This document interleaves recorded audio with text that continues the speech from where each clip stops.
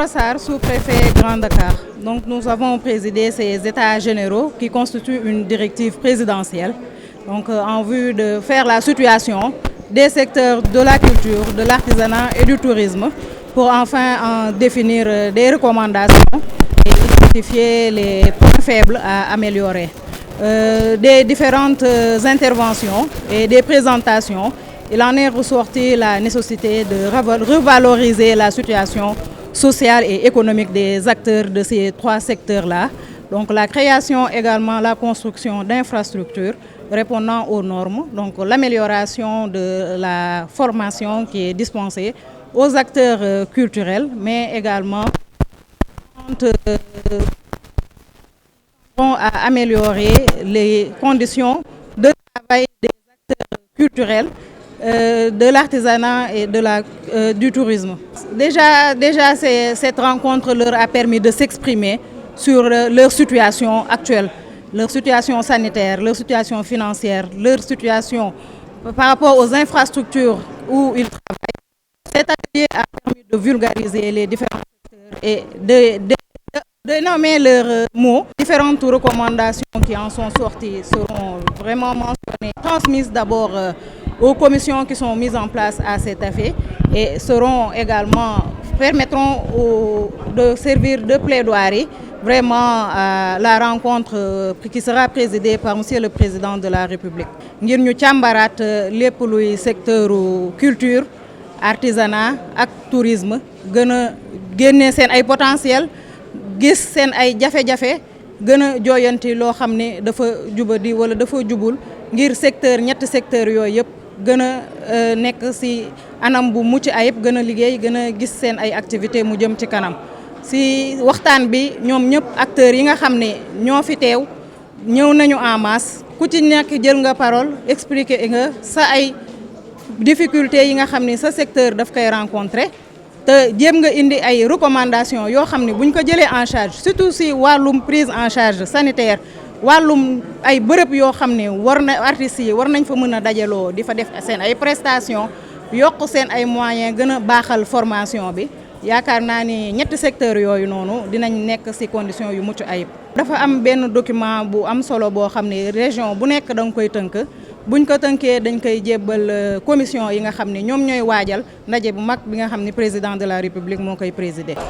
Fatou Sène, directrice du centre culturel régional de Dakar Blaise Senghor. Nos attentes par rapport à cet atelier, c'était déjà de créer un cadre d'échange entre l'État représenté par la gouvernance et le ministère de la Culture, de l'Artisanat et du Tourisme et nous, services déconcentrés et les acteurs du secteur de la culture, de l'artisanat et du tourisme. Et nous nous attendons à voir que les recommandations formulées, que ces recommandations soient mises en œuvre par les plus hautes autorités. Et oui, pour les recommandations, nous avons parlé de la réforme déjà, nous avons parlé du capital humain, la formation, nous avons parlé aussi du financement, la loi sur le statut de l'artiste, sa mise en œuvre. Nous avons aussi parlé de la protection sociale des artistes, pour ne citer que cela. Donc il y a beaucoup de préoccupations des artistes et des professionnels du tourisme et de l'artisanat qui ont été formulées. Et je pense que c'est ça qui fait la quintessence des états généraux. C'est parce qu'on veut développer ces différents secteurs, culture, artisanat, tourisme, à travers des chaînes de valeur, identifier quelle est la chaîne de valeur déjà dans ces différents secteurs et voir avec les autorités quelles mesures prendre pour que la culture et le tourisme et l'artisanat puissent participer au PIB mondial et puis au PIB national du pays. On a vu que malgré la multiplication des centres, le problème de financement demeure.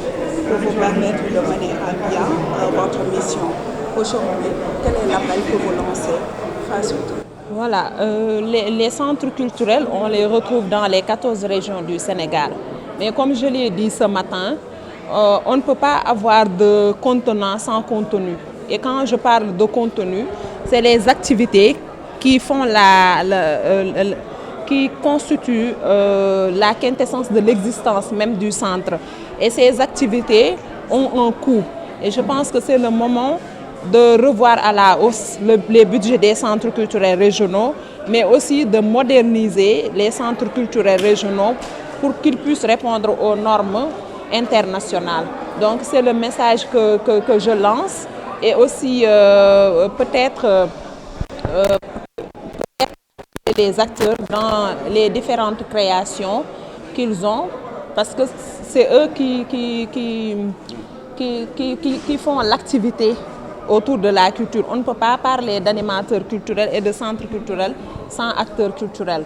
Donc c'est toute une chaîne et il faut que tout le monde puisse travailler dans d'excellentes conditions.